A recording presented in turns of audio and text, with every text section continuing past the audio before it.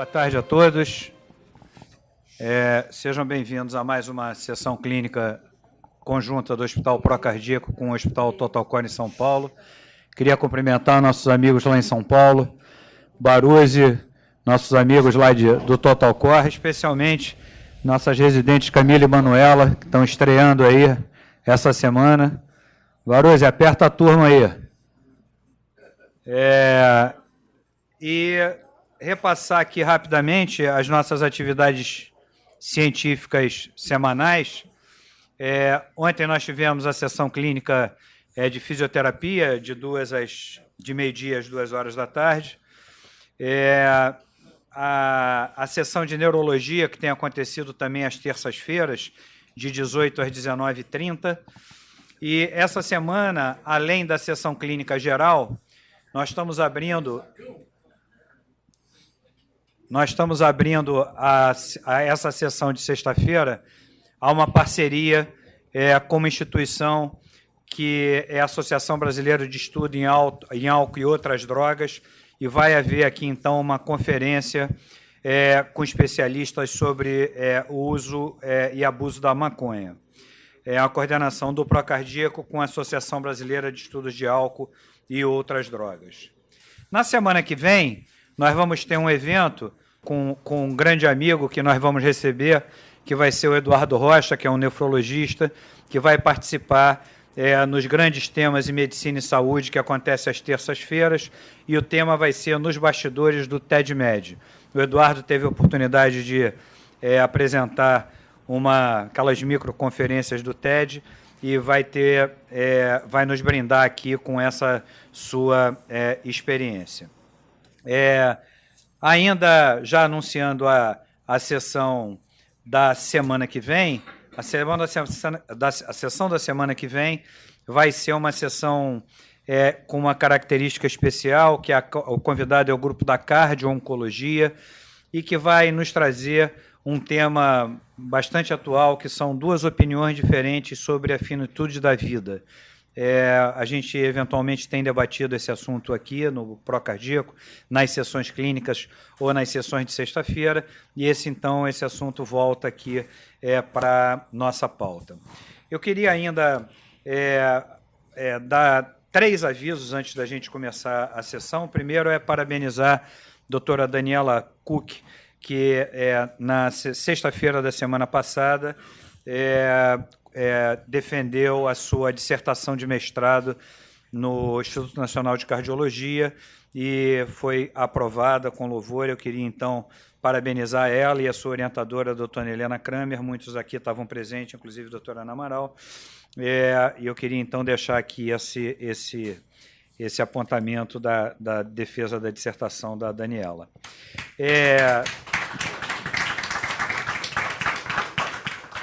Ainda 2 atividades que nós estamos ainda para esse próximo mês. Primeiro vai ser o 2º curso de iniciação à pesquisa clínica. Ele é um curso interno para funcionários, profissionais de saúde do Procardíaco. É um curso que está sendo aberto com 50 vagas, eu estou deixando aqui claro. São só 50 vagas, porque a gente não tem espaço. E são 3 sextas-feiras, de 2 às 6h30 da tarde, e só pode se inscrever quem se comprometer a frequentar plenamente os 3 dias. Senão, eu peço encarecidamente que não se inscrevam, porque a gente está com uma procura enorme do curso.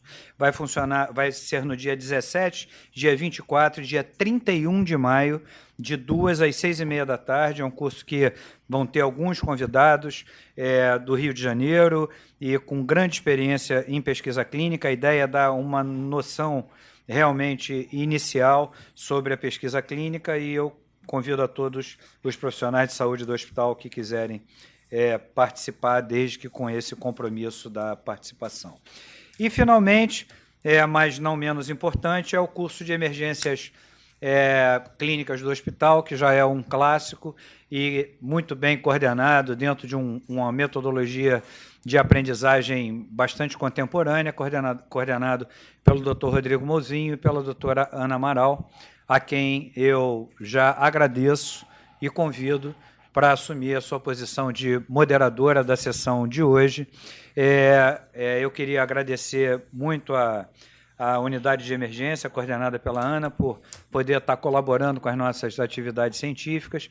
E a sessão de hoje traz um tema, sem dúvida nenhuma, bastante instigante, que é a cirurgia cardíaca na síndrome coronariana aguda. A gente estava ontem brincando lá no Star Médico, cadê a Val? Está aqui. E aí a história era uma exceção, porque é uma exceção que virou sessão. De tão exceção, a cirurgia cardíaca vira sessão. Então, queria te chamar, por favor, para poder assumir aqui a moderação e apresentar os demais participantes. Obrigado, Ana. Obrigado, pessoal de São Paulo. Vamos começar a sessão.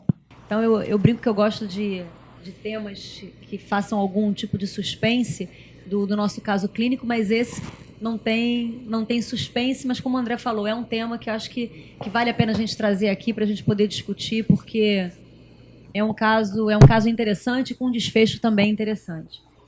Então, eu gostaria de convidar para participar aqui como debatedor o Dr. Rodrigo Mouzinho, que é médico da rotina da emergência aqui do hospital. Muito obrigada. O Dr. Laval, também aqui do hospital, faz parte do nosso grupo da hemodinâmica. E Dr. Bruno Marques, da cirurgia cardíaca, aqui também do Hospital Procardíaco. Todos eles participaram de alguma forma desse caso, dessa paciente. Fiz um convite também para o Dr. Edson Nunes, que também teve participação no caso, mas infelizmente, não pôde estar aqui com a gente, mas a gente discute. Bruno nos ajuda e nos apoia aí nas tomadas de decisão.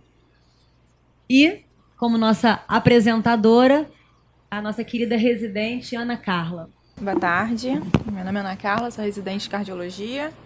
Vamos começar a nossa sessão. A sessão é sobre síndrome coronariana aguda e cirurgia de urgência na era da angioplastia primária. É uma indicação cada vez menos frequente. Então, NALB, 74 anos, feminina, casada, natural do Rio de Janeiro, professora aposentada, branca. A queixa principal dela na emergência era cansaço. HDA, paciente chega à emergência do procardíaco em 22 de novembro de 2018, 8h15, com relato de dor precordial de forte intensidade, 7 em 10, duração de 30 minutos, sem radiação, associada à dispneia. HPP, paciente hipertensa, diabética, dislipidêmica, sobrepeso, sedentária, já tinha uma doença coronariana prévia, com implante de stent em 2015, nega alergias, nega tabagismo e etilismo. As medicações em uso, né, o mesartana, o lodipino, AS, simvastatina, dapaglifosina e glifage. No exame físico, a paciente estava em bom estado geral na emergência, febril, eupneica, normocorada, hidratada, acianótica, nictérica, tinha uma perfusão capilar periférica adequada, estava lúcida e orientada, não tinha sinais de urgência jugular patológica, pressão de admissão 14/8, 80 de frequência cardíaca, eupneica, saturando 94%, afebril, a ausculta pulmonar era normal na admissão, tinha um ritmo cardíaco regular, tinha uma B4 na admissão também, abdômen nada digno de nota, membro inferior não tinha edema, pulso presente, as panturrilhas eram livres. Bom, eletro de admissão. E aqui no primeiro momento, como a gente tem uma suspeita de síndrome coronariana aguda, uma paciente que chega com dor torácica na sala de emergência, a gente tem, por protocolo e por obrigatoriedade, que a gente faça o nosso eletro em até 10 minutos. Esse eletro foi feito e estamos aqui. Então, a gente tem uma paciente idosa com dor torácica típica na sala de emergência com esse eletro. Antes de eu abrir para os meus debatedores, obrigada, eu queria pedir a opinião do Dr. Luiz Antônio, se ele poderia comentar brevemente esse eletro aqui com a gente, dessa senhora. Bom, minha querida Ana, muito boa tarde. Colegas do Rio de Janeiro e de São Paulo, eixo Procardíaco Hospital Total Core, nosso querido irmão Antônio Cláudio Amaral Baruzzi, os colegas do staff, nossos residentes, particularmente Camila e Manuela, né, que nos representam nessa nobre instituição. Boa tarde a todos. Primeiro eu peço autorização ao professor Dirson de Castro Abreu para eu comentar o eletrocardiograma. Se eu me permitir, eu vou ter essa pretensão. Esse eletrocardiograma mostra um ritmo sinusal. Observe que, apesar da admissão hospitalar, a frequência cardíaca está em torno de 80 batimentos por minuto. A paciente, basicamente, neste momento em que é realizado o eletrocardiograma, ela está algo taquicárdica. Observe que a frequência cardíaca ultrapassa 100 batimentos por minuto. O ritmo é absolutamente sinusal, a onda P é correspondente em todas as derivações que a exploram. Nós temos também uma caracterização muito interessante no eletrocardiograma, que é uma difusa alteração da repolarização. Observem D1 com uma tendência infradisnível do segmento ST. Isso também está presente em D2. Por outro lado, em D3, a repolarização sugere uma tendência a supradisnível. Observem que são alterações assim muito interessantes. E observem um dado muito também chamativo, uma tendência a supradisnível do segmento ST em AVR. Quando nós saímos do plano frontal e vamos para o plano horizontal, a gente observa uma inequívoca tendência a supradisnível do segmento ST em V1. Observem que há um índice de Morris, embora os critérios de sobrecarga atrial esquerda não estejam plenos, mas há um índice de Morris em V1 que pode sugerir, se não uma sobrecarga absolutamente estabelecida de aumento de diâmetro, mas talvez uma sobrecarga pressórica do ventrículo esquerdo, do átrio esquerdo, perdão, e observem que o segmento ST tende a estar infradisnivelado em V2, em V3, em V4, em V5 e um pouquinho menos em V6, mas aqui houve um problema na inscrição da derivação, há um certo tremor. Ora, com supradisnível, pelo menos uma tendência em AVR, e com essas alterações marcadas em todo o plano horizontal, nós temos que pensar que essa dor torácica típica, com duração de 30 minutos e acompanhada por dispneia, possa sim sugerir uma síndrome coronariana aguda, onde a eleição pelo terço proximal da descendente anterior barra tronco de coronária esquerda possa estar presente. É como eu interpreto esse eletro.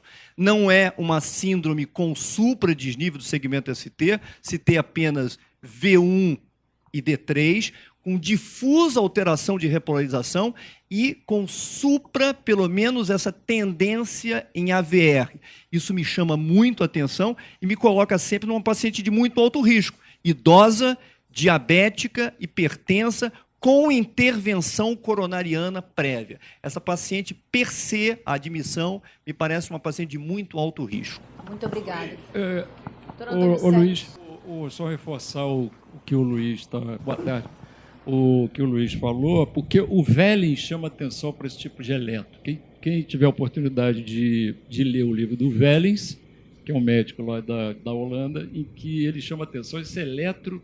Olha só, a gente pode se enganar muito, né? Lógico, a medicina não é uma matemática que a gente possa afirmar com plena segurança de que efetivamente se trata daquilo que a gente está pensando que é.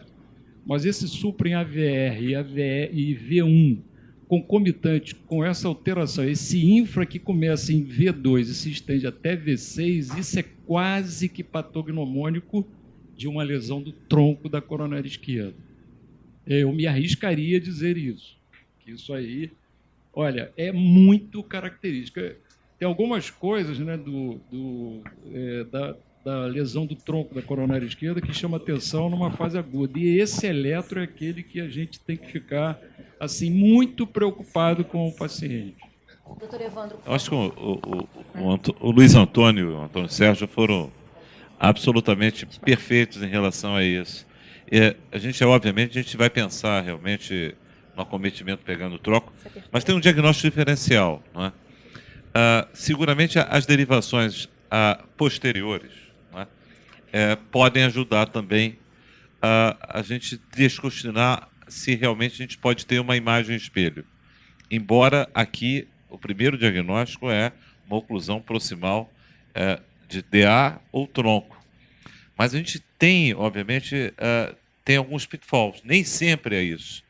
E aí o ecocardiograma, né, acoplado às derivações posteriores, pode mostrar um infarto envolvendo a parede dorsal. E, obviamente, se refletindo com infra nessa localização. É menos frequente, mas a gente às vezes tem um supra que a gente não está vendo. E as derivações posteriores. E o ecocardiograma na sala de emergência pode mostrar a parede posterolateral parado. Né? Obrigada, doutor Evandro. Acho que o próximo, Ana, você pode passar.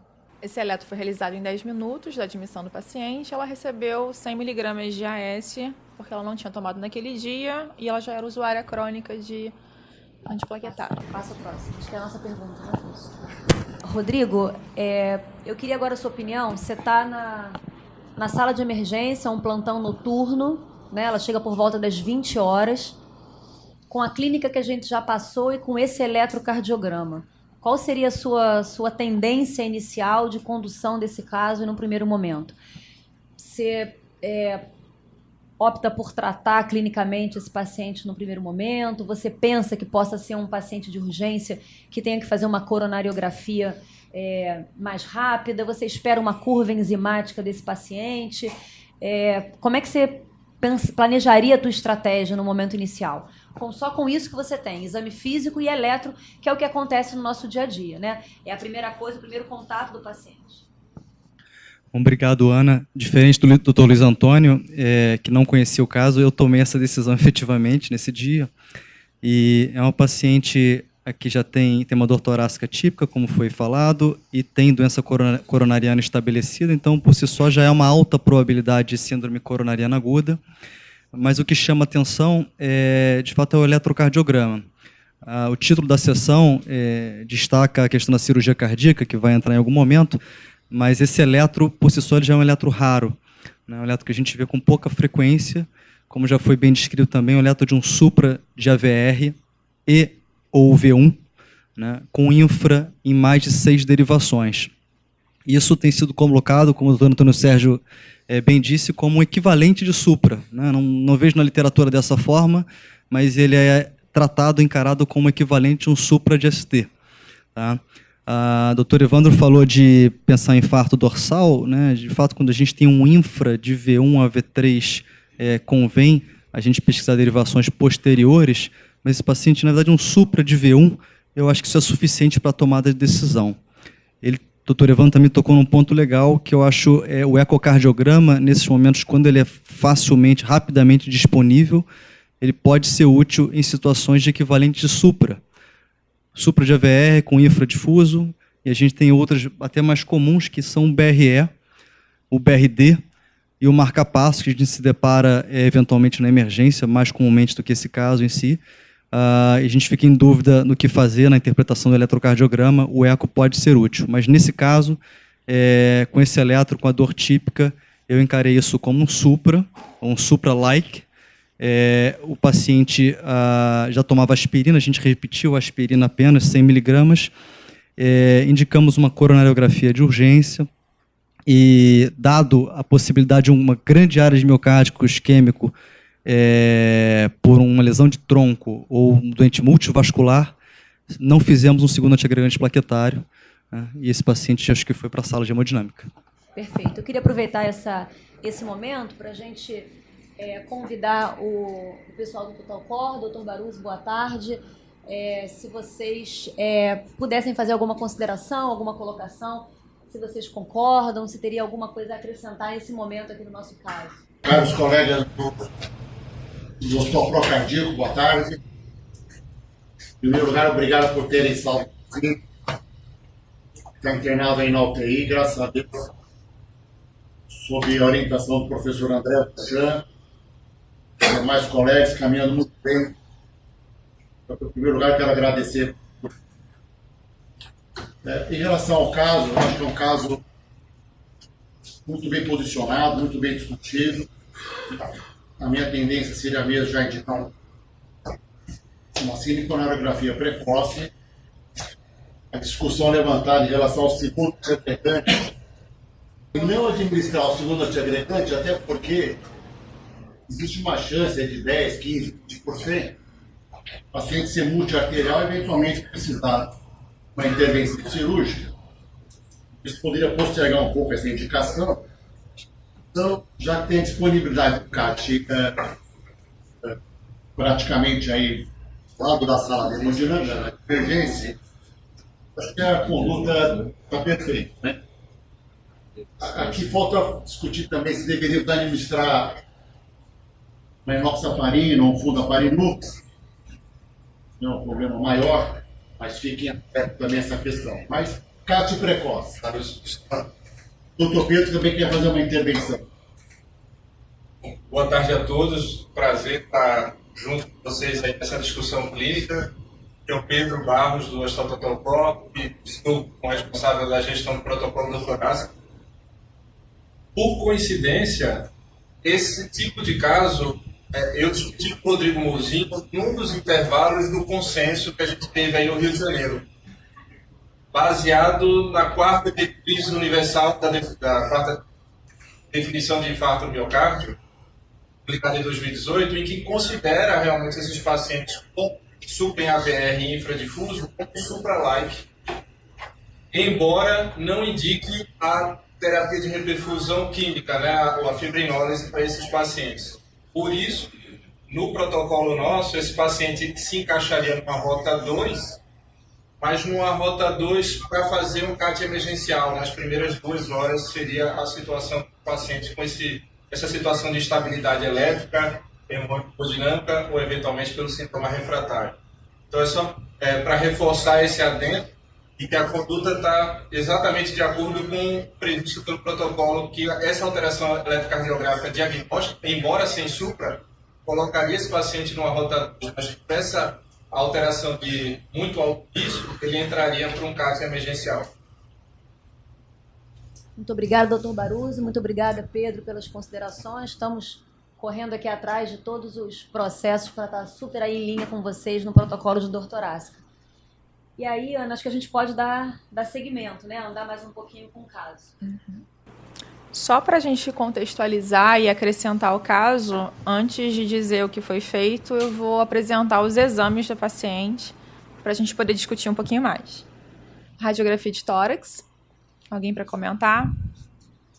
Antônio Sérgio, você pode, por gentileza, nos ajudar aqui no raio-x? Então, na verdade, olha só, existe uma sequência que eu estou falando para os nossos novos residentes quando analisar o raio-x, né? Eu já falei da última vez, ou você vem da periferia para o centro ou vai do centro para a periferia. Então, é um raio-x de leito, né? Então, isso aqui já começa a dificultar alguns parâmetrozinhos que a gente vai utilizar para análise. A primeira coisa é que parece que tem congestão, né? Mas é o tal negócio. Quando o doente está no leito, a gente tem alguma dificuldade para isso. Porque a gente vê muito mais vaso para o ápice do que na base. Então, é possível, ela se queixou de dispneia, então é possível que efetivamente exista uma congestão pulmonar nesse raio-x. Uma coisa que a gente vê aqui que chama atenção quando a gente olha o raio-x de... logo que eu olhei o raio-x, é que existe uma assimetria entre... Ali tem o Dr. Passeri, que é pneumologista, mas, de qualquer maneira, existe uma assimetria nesse tórax, né? O tórax esquerdo é diferente do direito. Parece estar mais insuflado do que do lado direito e a doente não é tabagista. Então, não sei, mas eu acho que é nítido que existe uma diferença. De qualquer maneira, o raio-x ele não está muito bem centrado, mas eu acho que dá para a gente analisar, além da caixa torácica, o pulmão existe uma cisura marcada aqui do lado direito. E quando a gente vai para o coração, eu sempre gosto de começar assim: o lobo inferior direito, o lobo superior, o arco inferior direito, o arco superior direito, o arco superior esquerdo, o arco médio, o arco inferior. Isso faz com que a gente, pelo menos, não se perca na hora de analisar o raio-x. Quando a gente analisa o arco inferior direito, não me chamou atenção, mas como esse raio-x está um pouco rodado, a gente perde um pouquinho de parâmetro para ver se o arco direito está crescido. Eu não me arriscaria a falar nada. Com o arco superior direito está um pouco alargado, eu fiquei achando que talvez a veia cava tenha alguma participação nisso aí. Eu não estou vendo muito bem a aorta ascendente ali, mas é possível que existam as duas. A Ana vai passando ali, poxa, a Ana vai. E uma coisa que chama atenção no arco superior esquerdo é que ele é saliente e tem na crosta da aorta tem calcificação. Então isso é um dado que aponta para que a gente já sabia que é uma doente que já tem uma história de doença coronária prévia, já recebeu um stent. Então, a aterosclerose, pelo menos, a gente poderia adiantar em relação a essa aorta. E quando a gente como tem um título da sessão cirurgia, né, a gente fica pensando assim que o cirurgião vai ter que tomar cuidado se por acaso ele intervir nessa paciente cirurgicamente. E aí a gente já fica pensando lá na frente o seguinte: utilize mais artérias do que veia, porque mexer nessa aorta possivelmente pode trazer algum problema técnico e colocar o paciente em risco. O arco médio me parece que está retilíneo, né? Então isso poderia já configurar pelo menos um aumento da pressão arterial pulmonar, né? Possivelmente em consequência do aumento da pressão veno-capilar. E o arco inferior esquerdo ele tende a mergulhar. Como é um raio-x em PA, fica difícil da gente dizer que existe um crescimento ventricular esquerdo. E eu achei que esse broncofonte esquerdo está um pouquinho levantado, o que sugere que o átrio esquerdo também esteja aumentado. Então, basicamente é isso. O laboratório de admissão da paciente, o que a gente observa de importante é uma troponina positiva. Ela tem um clearance de creatinina de 47, hemoglobina de 12, leuco de 10.000, plaqueta de 218.000, glicose 122, uma ureia de 52, creatinina de 1,14 e eletrólitos normais.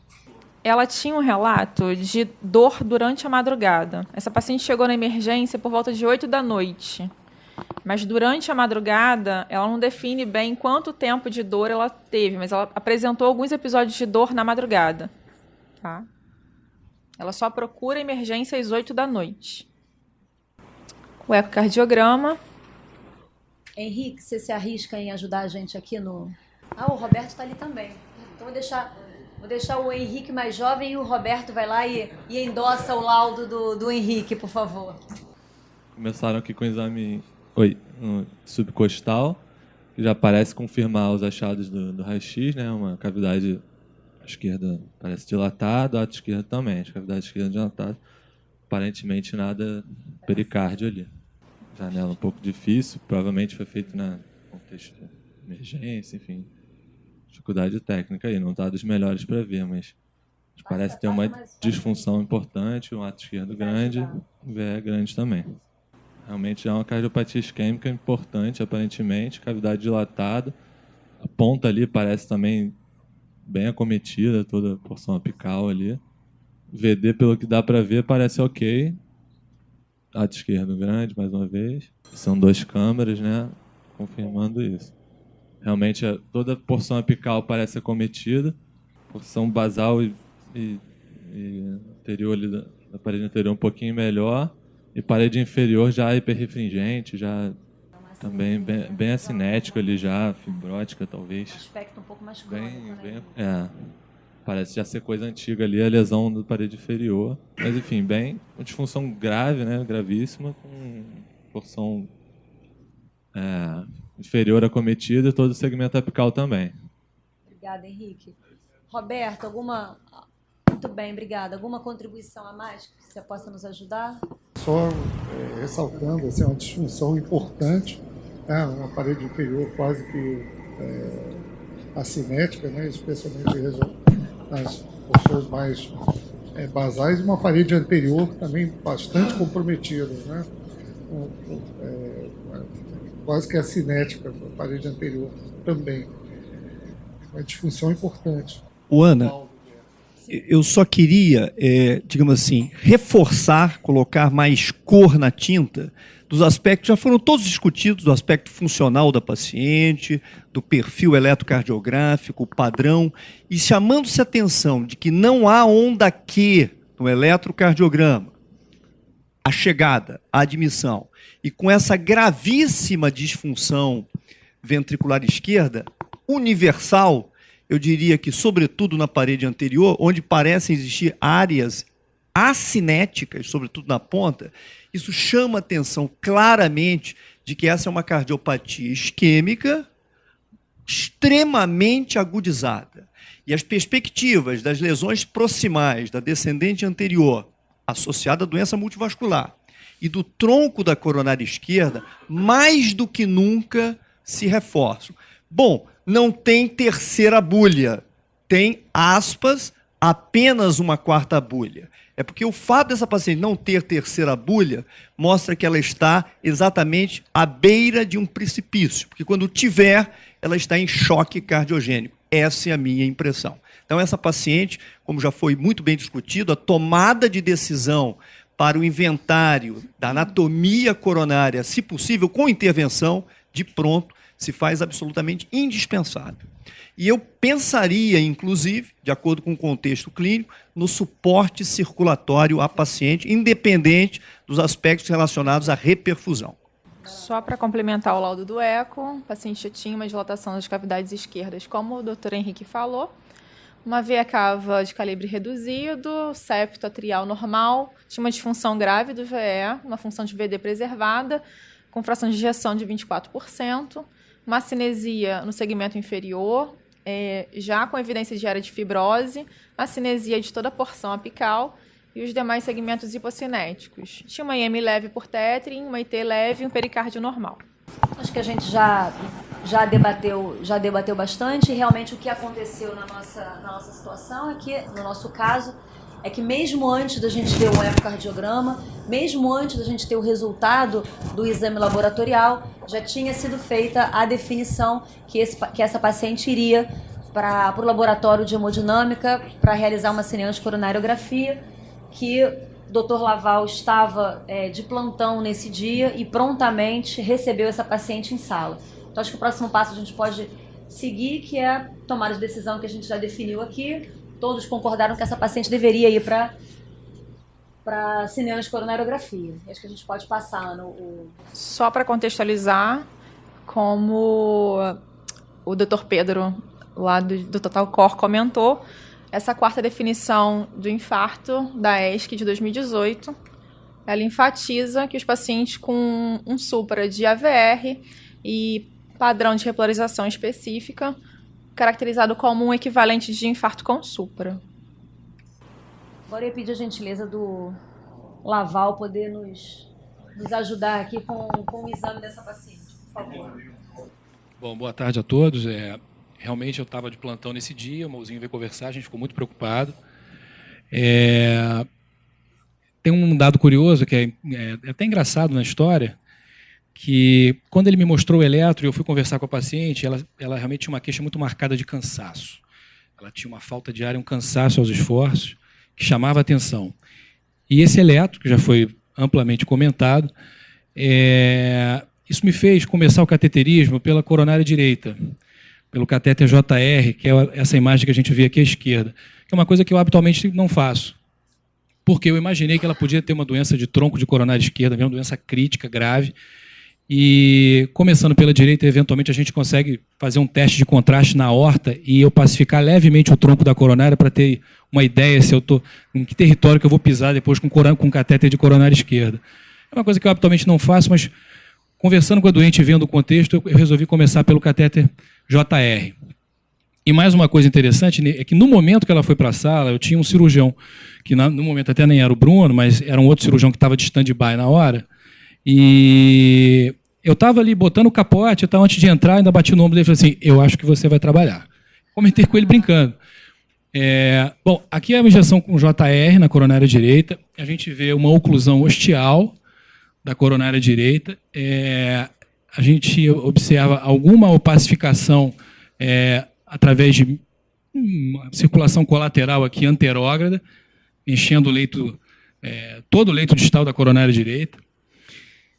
E aí eu parti assim para a injeção do lado esquerdo, já com catéter de esquerda, e a gente já vê o segmento ostial e do shaft, né, do corpo do tronco normais, aparentemente, e com uma lesão absolutamente crítica no segmento distal do tronco, acometendo a bifurcação da DA com a circunflexa.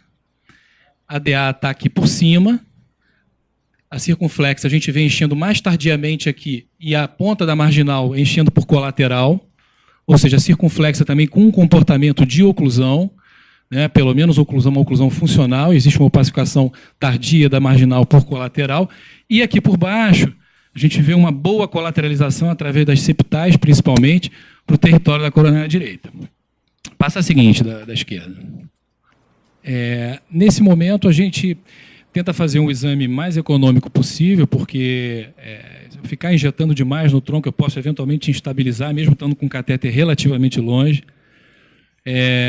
A gente continua vendo esse aspecto aqui, acho que é a mesma incidência. E aqui, na verdade, é uma PA cranial, um pouco de OAD, para tentar esticar um pouco mais a descendente anterior e a gente tentar examinar o leito distal, que parece ser bem razoável até, da DA. Existe uma placa proximal que me parece significativa também, logo após a origem da primeira septal, mas um leito distal bastante razoável, uma descendente posterior aqui muito grande, enchendo para o colateral. Uma coisa que chama muita atenção, isso aí, aqui, pode seguir essa. Essa foi a última incidência, e o tronco parece estar realmente desconectado nesse ponto aqui. A lesão é absolutamente crítica, subtotal. E uma coisa que chama muita atenção é o grau de calcificação envolvendo essa bifurcação. Essa bifurcação é o segmento proximal da DA. Então, a gente está diante de uma oclusão crônica da coronária direita, uma coronária direita amplamente dominante, com uma descendente posterior grande, um tronco subocluído no seu segmento distal, envolvendo a bifurcação, uma bifurcação extremamente calcificada, com uma lesão ainda proximal de DA, numa doente que estava até esse momento com 14/8 de pressão, estável. E então essa é a situação que eu me deparei no laboratório nesse momento. Só para complementar o último comentário, a gente está diante de uma doente então multiarterial, com envolvimento grave do tronco da coronária e de alta complexidade. As lesões, a princípio, para uma eventual abordagem percutânea, são de altíssima complexidade. É óbvio que a gente não consegue calcular um syntax score, por exemplo, nesse momento, mas a gente imagina um syntax score, assim, pelo menos qualitativo na cabeça. E eu diria que são lesões muito complexas para a intervenção. Então, só para reforçar, o cateterismo foi realizado via radial direita, sem intercorrências. O tronco da coronária esquerda com suboclusão distal, uma DA com lesão 70% proximal, CX e CD ocluídas na origem com colaterais. Então, só para a gente resumir, nesse momento a gente tem uma paciente mulher de 74 anos, hipertensa, diabética, dislipidêmica, sobrepeso, com uma DAC prévia, uma dor torácica típica, troponina positiva, então paciente com infarto, um CAT multivascular comprometendo o tronco, o paciente chega em KILIP 1, estável hemodinamicamente, uma disfunção grave de VE. Os scores calculados, agora com calma, tem um Grace de 157, um time RISC de 4, um RASBLED de 2, STS de 6%, Syntax 1 de 53%, um Euroscore 2 de 12%. Eu queria agora pedir a opinião do grupo de São Paulo, Dr. Baruzzi. Então, nesse momento, a gente já tem tomada de decisão para a sala de hemodinâmica, que todos concordaram, e agora temos já o resultado do exame dela. Nesse momento, qual seria a conduta de vocês com esse resumo do caso, com esses scores dela de disco? O que vocês aí na sala de emergência definiriam para essa doença? Boa tarde a todos, sou Fábio Campeiro, da equipe de hemodinâmica. Esse paciente, se eu fosse chamado para esse caso, a primeira coisa é pedir um eletro. Esse eletro, o supra de AVR, o infradifuso, já iria para o hospital preparado pensando em chamar um anestesista para um backup e passagem de balão intraórtico, né? E como o Dr. Laval falou aí, a gente se deparou na coronariografia com lesões bastante complexas, os síntese aí foi acima de 50 lesões do tronco distal, envolveu o mostro da DA, CX e lesão de chão da coronária direita. A minha conduta frente a esse caso era avaliar realmente as condições hemodinâmicas do paciente naquele momento. No sentido de dor, no sentido de ela estar hemodinamicamente estável ou não. Se essa paciente estivesse estável, tolerando ali decúbito, eu acho que valeria a pena realmente chamar a equipe cirúrgica para uma avaliação, tanto de urgência e tal. Agora, frente a uma paciente nessas condições de estabilidade hemodinâmica, chocar e choque cardiogênico, uso de dor que não era o caso, eu tenderia a realmente partir para uma angioplastia aí, tendo em vista, embora seja uma angioplastia complexa, mas nesse caso, sem dúvida, foi tomada a melhor conduta aí, no caso, compartilhar com o cirurgião de decisão terapêutica. Obrigado. Eu que agradeço, muito obrigada. Rodrigo Mouzinho. Se a gente for olhar a diretriz, onde é que a cirurgia cardíaca entra na síndrome coronariana aguda, a frase da europeia é o seguinte: paciente com doença de tronco ou multivascular e um grande miocárdio isquêmico, sob risco isquêmico, que é o caso, ou choque cardiogênico, que não é o caso ainda, mas como disse o Dr. Luiz Antônio, acho que essa paciente está um sopro de entrar em choque, um peteleco, essa paciente entra em choque, aquele KILIP-1, eu não desconsidero aquele KILIP-1, de fato era a classificação correta pelos dados que se apresentaram, mas eu encaro essa paciente de uma forma extremamente grave. E aí, a diretriz fala para considerar cirurgia, não é uma recomendação definitiva, até porque a gente não tem essa informação na literatura, qual é a melhor maneira de conduzir esse caso. Se a gente for olhar para o shock trial no final da década de 90, mais ou menos metade dos pacientes que revascularizaram em choque foram cirúrgicos, outra metade foram via angioplastia.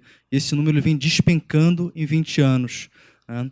Mesmo em pacientes com choque, é um número inferior a 10% na maior parte das séries.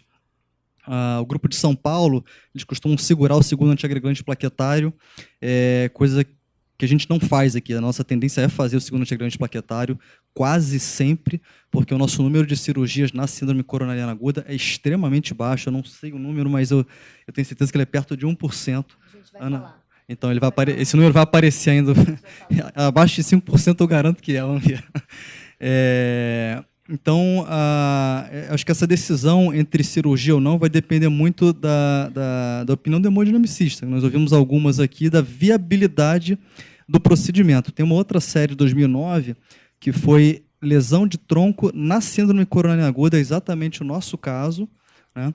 E os pacientes que mais graves foram os que, de fato, foram para angioplastia. Né? Os menos graves acabaram operando no segundo momento, né? Pela questão de tempo dependente, né? O tempo de mobilização da equipe cirúrgica, manter esse paciente isquêmico pode ser crítico para empurrar ele para o choque e a gente não ter mais tempo nem de operá-lo. E reforço o que já foi dito, eu não teria dúvida em colocar esse paciente no suporte circulatório já agora. Né? A gente fala do balão no choque, que é uma indicação que já perdeu um pouco de força, mas também revascularizações de alto risco, que é o caso, seja ela percutânea ou cirúrgica, esse paciente sai da sala com balão intraórtico ou um dispositivo como o Impella, que é menos disponível. Olha só, o Rodrigo Mozinho, eu acho que ele colocou a coisa muito bem, mas a gente tem que analisar o paciente dentro do contexto em que ele se encontra. A doente não está chocada, a pressão, pelo que eu vi, ela é 14/8. Ela não está com sinais de má perfusão periférica. Eu não sei, mas eu acredito que se ela se mantiver estável, lógico, essa doente ela tem que ir para uma unidade de observação intensiva, né? Eu acho. Né? Então, na verdade, eu acho que nesse momento, eu não sei, eu não passaria, mesmo com a disfunção grave, eu esperaria o cirurgião, antes de tomar a atitude de passar um balão intraórtico. mesmo porque eu não sei se isso efetivamente vai beneficiá-la nesse momento, nessa circunstância que está ali. Está o resumozinho ali. Eu tenho dúvida se isso poderia trazer alguma vantagem para ela. Agora, seria diferente se ela fosse efetivamente encaminhada para uma intervenção percutânea. E eu acho que, nesse momento, aí sim, aí eu acho que deveria ir com o balão intra-aórtico antes do procedimento. Obrigada, Antônio Sérgio. Bruno, a gente, então, estando nesse momento com paciente na mesa, no laboratório de hemodinâmica, Laval está com catéter na paciente, e a gente precisa resolver juntos qual seria a melhor tomada de decisão para ela, né? Se o Laval tentaria uma medida heróica de uma angioplastia de altíssimo risco, ou se a gente optaria por conduzir essa paciente com lesões aí tão graves que certamente mereceriam uma reperfusão o quanto antes de uma forma cirúrgica. Como é que você veria esse caso? Como é que você se comportaria na tomada de decisão? Boa tarde. Então, acho que tudo a gente leva em conta sobre o risco-benefício de um procedimento, né? O risco para fazer essa angioplastia, ele se torna mais alto do que a própria cirurgia cardíaca, né, de revascularização. Então, eu já acho que isso já não vale a pena. Se a gente tem um procedimento que causa um risco maior do que um outro, você tenta fazer o outro para tentar diminuir o risco. Então, se fosse um caso, até estava falando com o Laval, de uma senhora de 90 anos ou com comorbidades que aumentassem o risco da cirurgia e tornasse ela de risco grave ou proibitivo para a cirurgia, talvez a vantagem da angioplastia. Uma outra coisa é que, num caso desse, para tentar diminuir o risco para o procedimento de angioplastia, seria a utilização do Impella, né? Porque é um procedimento de tronco prolongado, só que a gente não tem disponível hoje aqui para a gente fazer, assim, no nosso meio no Brasil. A gente não consegue usar o Impella com essa facilidade, então isso acaba tendo descartável. E até o uso do balão para esse procedimento ainda torna o procedimento de angioplastia mais arriscado que da cirurgia, tornando, eu acho, que a cirurgia é a melhor indicação para o caso. Quando é um paciente que tem uma lesão grave de tronco, coronária direita fechada e sintomática, eu acho que esse paciente tem que ser submetido à cirurgia o quanto antes. Perfeito, Bruno. Muito obrigada. Ana, vamos continuar? Então, só para acrescentar, o Syntax 2 foi calculado, deu 68, e a mortalidade em 4 anos para angioplastia de 82% e para cirurgia de 12%, então favorecendo a cirurgia. A paciente foi conduzida para o centro cirúrgico. Só lembrando que a cirurgia de emergência ela é raramente usada como uma estratégia de reperfusão de escolha no paciente com infarto com supra, e a gente estima-se, né, que a cirurgia seja realizada em 5% ou menos dos casos. Isso é um dado do UpToDate. A diretriz de revascularização da ESC indica a cirurgia nos pacientes com anatomia favorável, pacientes com angina recorrente, complicações mecânicas do infarto, choque cardiogênico, aqueles que têm contraindicação ou falha da terapêutica trombolítica e de revascularização percutânea. Só para lembrar algumas complicações: morte, infarto, AVC ou embolização, infecção de ferida, lesão renal aguda, sangramento que necessita de transfusão ou reoperação, arritmias, oclusão do enxerto, são complicações da cirurgia. Lembrar da mortalidade, esse primeiro dado são estudos observacionais da década lá de 70, 90, bem antigos, onde a mortalidade hospitalar foi inferior a 10%. Os estudos de 2000 para cá, observacionais também, avaliaram a mortalidade hospitalar ou em 30 dias, numa taxa que varia de 1,7% a 22%. Bem amplo. Isso aqui é só uma revisão publicada numa revista americana, onde a mortalidade intra-hospitalar de pacientes com infarto nos Estados Unidos permanece em 5%, mas ela aumenta num contexto de paciente submetido à angioplastia ou à cirurgia de emergência. E os nossos dados do Hospital Procardíaco de cirurgias de revascularização isoladas no período de janeiro de 2015 a dezembro de 2018. Então, Ana, eu queria te pedir licença só um minutinho. Em primeiro lugar, agradecer ao Dr. Antônio Sérgio, que foi quem gentilmente nos cedeu esses dados, que fez uma revisão dos nossos casos cirúrgicos de janeiro de 2015 a dezembro de 2018 e trouxe esses dados para a gente tentar só contextualizar um pouco mais como que é a nossa realidade se comparada com a literatura mundial. E aí queria saber se... Eu queria convidar o Dr. Antônio Sérgio só para, enfim, falar um pouquinho desses nossos resultados. A gente aqui, né, Antônio Sérgio, não tem especificamente o desempenho aqui dentro das cirurgias de urgência, quais elas aconteceram ali do infarto, no contexto de urgência, mas eu fiz um levantamento um pouquinho depois sobre elas, mas eu falo depois de você. Na verdade, eu vou pedir desculpa aos senhores pelo seguinte: isso não está publicado, né? Então, isso não foi submetido a uma apreciação que uma publicação exige, né? Então, esses dados são dados retirados. A gente tem o TASI aqui, que é o lugar onde eu tirei essas informações, porque, na verdade, eu estava interessado em saber efetivamente qual era a nossa mortalidade dos pacientes que vinham para o hospital e submetiam à cirurgia eletiva, e, efetivamente, esse dado eu posso dizer que é confiável. Quer dizer, então, a gente não teve mortalidade de janeiro de 2015 a dezembro de 2018, e nenhum paciente que veio para o hospital eletivamente. Esse dado é fácil da gente saber quando analisa o TASI. Então, realmente, a mortalidade foi zero. Nós não tivemos nenhum óbito envolvendo esse tipo de paciente.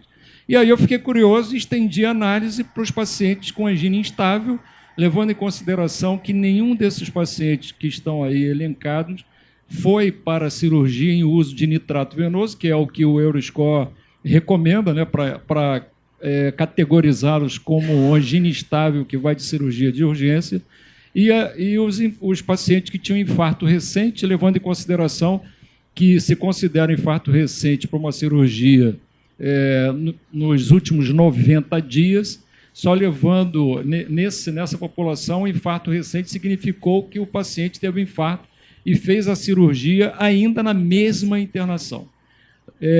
Se os senhores perguntarem, mas quantos dias tem, não tenho essa informação ainda, mas a gente vai ter. E aí, para tentar, obrigada, Antônio Sérgio, para tentar complementar, Guilherme, que está ali no fundo, quero agradecer também, nosso braço direito aí na pesquisa clínica relacionada aos dados de infarto e ajudando muito também na dor torácica. Ele também gentilmente me passou os dados referentes às nossas cirurgias no contexto de infarto, né, Guilherme? As cirurgias que aconteceram no infarto. Só que aí eu tenho uns meses um pouquinho mais para frente do que os dados do Dr. Antônio Sérgio. Então eu tenho dados de meados de 2015 até o final de 2018. E nesse nós tivemos 16 cirurgias que aconteceram em pacientes que internaram no hospital com infarto agudo do miocárdio. Desses pacientes, desses 16 pacientes, somente um paciente foi a cirurgia de urgência. Então, mostrando realmente o motivo da gente querer trazer esse caso para a sessão clínica, porque realmente é uma exceção, é uma raridade disso acontecer. Sempre quando a gente discute relacionado a se vai dar o segundo antiagregante ou não, e a gente pondera a questão de esse paciente poder se tornar um paciente cirúrgico naquele momento, né, como urgência, a gente sempre fala realmente desse contexto como isso é raro, como isso é difícil de acontecer. Ainda mais aqui no hospital, a gente tendo um arsenal terapêutico muito grande, tendo hemodinâmica disponível o tempo todo e com um grupo muito bem capacitado e muito bem munido, né, de instrumental e de suprimentos todos que a gente precisa. Então, realmente, é a exceção da exceção. Então, dos 16, um paciente só foi a cirurgia de urgência, e esse um paciente que é o nosso da sessão, a Ana Carla vai mostrar para a gente o desfecho desse paciente, que com toda a gravidade, toda a nossa preocupação e o risco dessa paciente, ela acaba tendo uma evolução um pouco complicada, mas no final com um desfecho favorável. Só voltando ao caso. A pergunta do Rodrigo anteriormente em relação aos nossos dados aqui da cirurgia. A paciente veio do centro cirúrgico, foi transferida para o pós-operatório, para a unidade de pós-operatório do hospital. Foi feito enxerto de mamária DA, safena DP e marginal. Tempo de SEC 70 minutos, clamp 65, evoluiu com choque cardiogênico e foi admitida com aminas vasoativas, inotrópicos e o balão. Eu acho que só te interrompendo um minutinho, Ana Carla, essa questão que foi inicialmente pontuada pelo Dr. Luiz Antônio e depois comentada pelos demais debatedores, eu acho que é a gente pensar realmente que era uma paciente de muito alto risco e que o time de suporte circulatório independente do procedimento que fosse, né? Se fosse para o tratamento percutâneo ou mesmo para o tratamento cirúrgico, já devia estar armado e pronto, que a chance era muito grande, né? Dela precisar e realmente aqui precisou e acabou saindo com um balão intraórtico. No contexto do pós-operatório, Alexandre Siciliano e Bruno estiveram por perto para também tentar ajudar nesse suporte. Como a Ana falou, o paciente teve algumas complicações na internação, muitas complicações. Teve trombo no ventrículo, sepse de foco indeterminado, teve uma obstrução intestinal, precisando de colonoscopia descompressiva, fez um pneumo peritônio por laceração do seco, foi submetida à laparotomia exploradora, fez pneumonia, teve lesão renal aguda necessitando de hemodiálise, que depois saiu, fez neutropenia febril e fez um ataque isquêmico transitório. Muitas complicações. Teve alta no dia 29 de janeiro, então só para dar o feedback de como que ela foi embora. Ela foi de alta dia 29 de janeiro, depois de 69 dias internada, com encaminhamento para uma reabilitação, fisioterapia motora e respiratória. Ela tinha traqueostomia, foi decanulada, tinha GTT que saiu, foi embora somente com uma ileostomia para reconstruir o trânsito no segundo momento. Acho que era basicamente isso.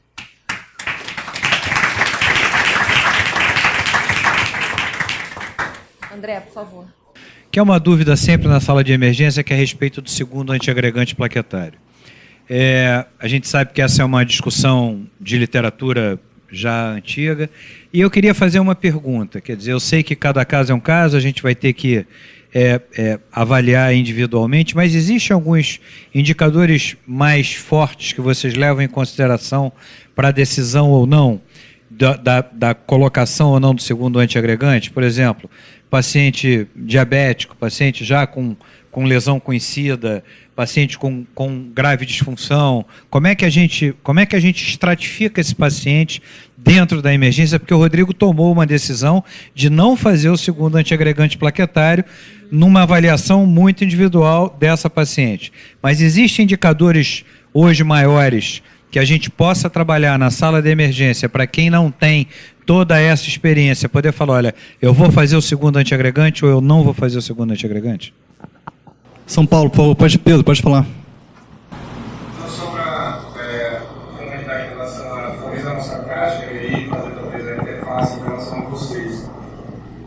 Isso foi um motivo de grande debate aqui no nosso hospital em relação ao uso do segundo antiagregante. A síndrome sem supra, acho que foi um ponto de maior discussão, a síndrome com suprapacificado transcultural, normalmente esse paciente ele vai já com o segundo antiagregante, ou praticamente no mesmo momento.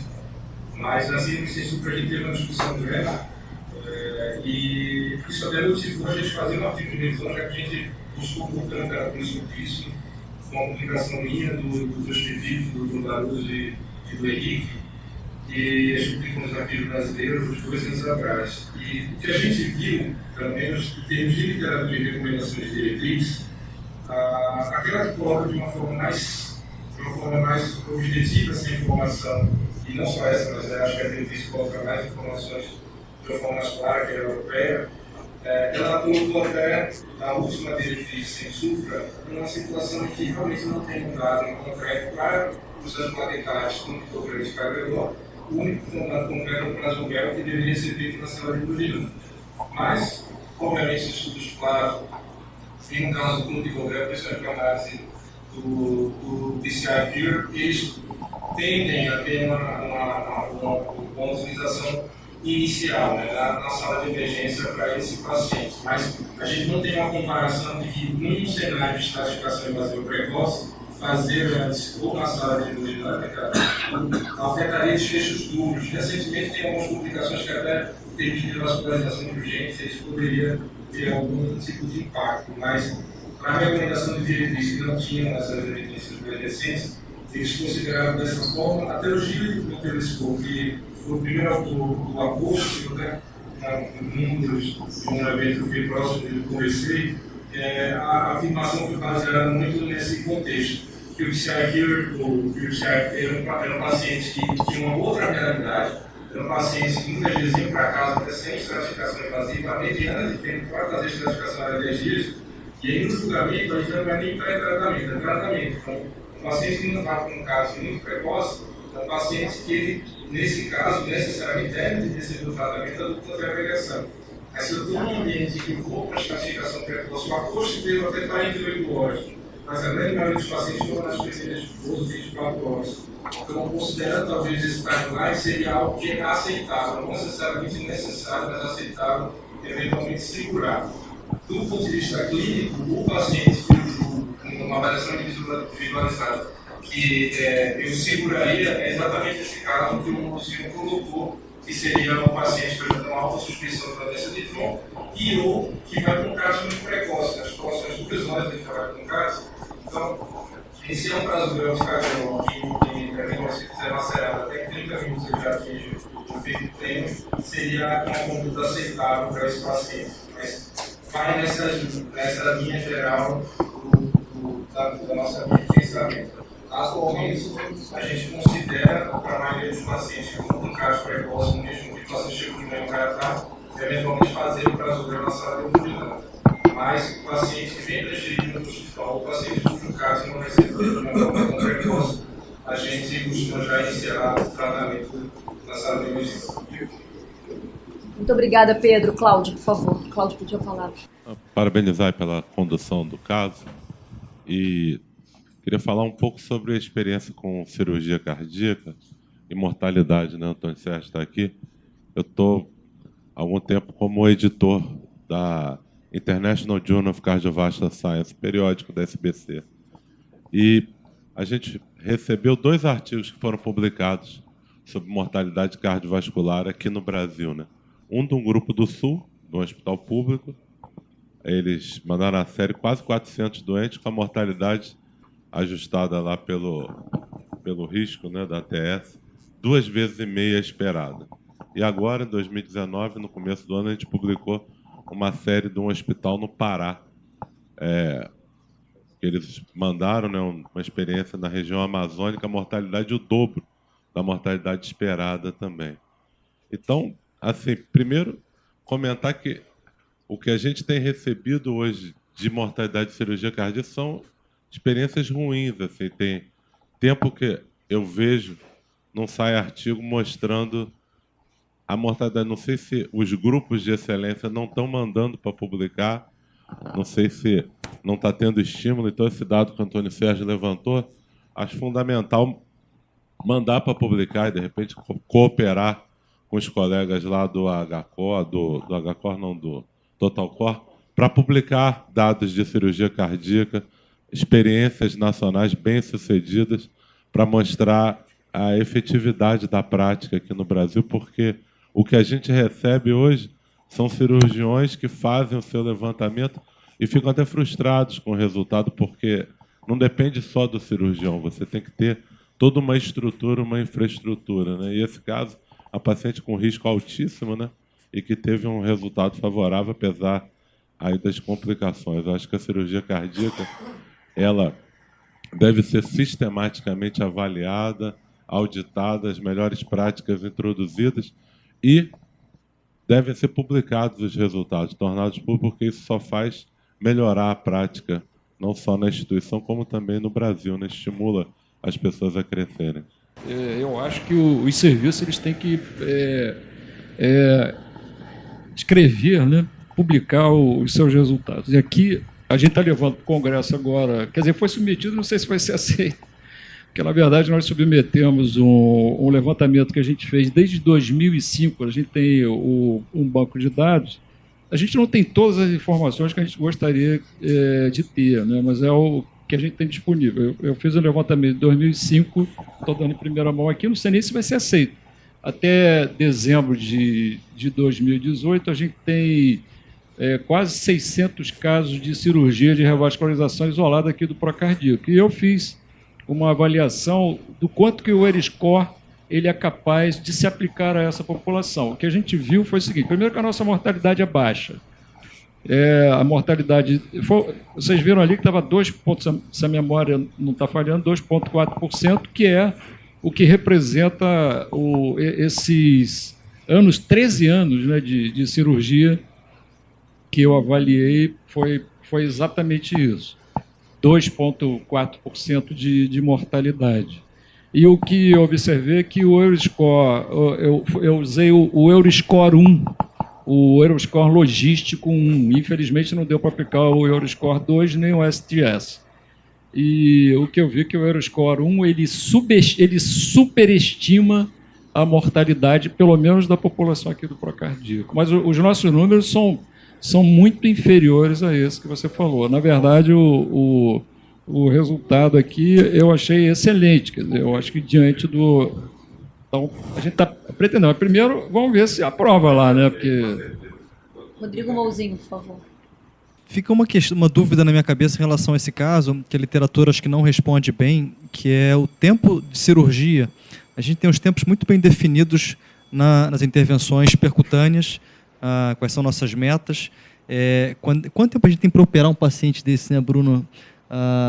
Dá para esperar o dia seguinte? Enfim, eu de novo fui dar uma olhada nisso, o Shock Trial lá atrás, eles demoraram 11 horas para randomizar os pacientes, e a partir da randomização, mais 3 horas para começar a cirurgia.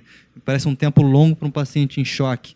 Isso já, ainda assim, teve na época foi um estudo com um desfecho maravilhoso, colocando a revascularização como uma intervenção fundamental nos pacientes em choque. Então, não sei se a gente tem outras informações, se alguém da sala, ou até o grupo de São Paulo, o que se fala sobre metas. A diretriz ela se omite nesse ponto. Tá? Ela diz para considerar a cirurgia, mas quando? 6 horas, 12 horas, no dia seguinte? Realmente eu não sei. Mozinho, olha só mais uma vez. Nós temos publicado um trabalho que eu levei para o Congresso Europeu de Cardiologia, lá do INC. E aí lá a gente fez o seguinte: a gente tinha mais de 1.030 pacientes que a gente analisou. Eu chefiava o departamento de coronária e fiz esse levantamento. Os cirurgiões não tiveram nenhuma participação, quer dizer, acho que foi aquela avaliação isenta de qualquer influência que pudesse ter algum conflito de interesse. O que nós vimos, não sei se o pessoal do Total Core tem alguma avaliação dessa, mas eram 1.033 pacientes que nós avaliamos e a gente separou aqueles pacientes que foram para a cirurgia dentro de uma janela que a gente considerou assim, até 7 dias, de 7 a 14 dias, e depois de 14 dias do infarto. Isso lá no Laranjeiras. E a mortalidade nos primeiros 7 dias lá chegou a 17%. Na segunda semana caiu para, se eu não me engano, 6%. E depois da terceira semana, a mortalidade lá chegou a 4%. Quer dizer, mostrando que esse tempo aí é um tempo importante.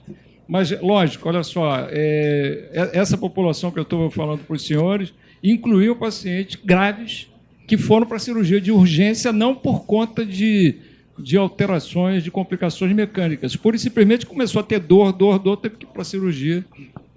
E aí o resultado foi esse que eu lhes falei. Nós temos que enaltecer de uma maneira assim, muito assertiva o binômio da cardiologia intervencionista, que impõe não somente a presença dos nossos cardiologistas intervencionistas que estão 24 horas por dia dentro do hospital, os 7 dias da semana e todos os dias do mês, com o binômio com a cirurgia cardíaca do hospital, que presta uma assistência integral e cujo acionamento, a chegada e a intervenção são sempre prontas. Este binômio, associado a um segundo binômio clínico, a unidade de emergência e a terapia intensiva cirúrgica, deram suporte de vida a uma paciente que tinha tudo para morrer. Idosa, mulher, diabética, hipertensa, com intervenção prévia, agora já sabemos, fibrose da parede inferior, com uma grave lesão suboclusiva do tronco, evoluindo para um iminente choque cardiogênico. Ela foi revascularizada, teve suporte circulatório e teve só uma complicação no pós-operatório, sepse. Só foi essa a complicação. Só que a única complicação produziu enteroparesia, produziu neutropenia, produziu infecção respiratória. Eu comentei que a única intercorrência que ela não teve foi sangramento. Então, essa paciente, ela foi literalmente salva pela instituição e não somente por conta de um protocolo ou de uma diretriz que preconiza ou não intervenção percutânea ou intervenção cirúrgica. Acho que a tomada de decisão foi privilegiada e o desfecho foi extremamente positivo e ela tinha tudo para não tê-lo, porque seria mais uma paciente morrer em sepse, no pós-operatório de cirurgia cardíaca, numa cirurgia de altíssimo risco. Obrigada também aqui a todos. Quero agradecer a Ana Carla, que se dedicou tanto e preparou essa apresentação. Não te falei que ia dar tudo certo. Estava nervosa, meio aflita, mas brilhou aqui na apresentação. Muito obrigada aos nossos debatedores, Rodrigo, Laval, Bruno, e a todos os que participaram também com seus comentários muito pertinentes. Obrigada e boa tarde.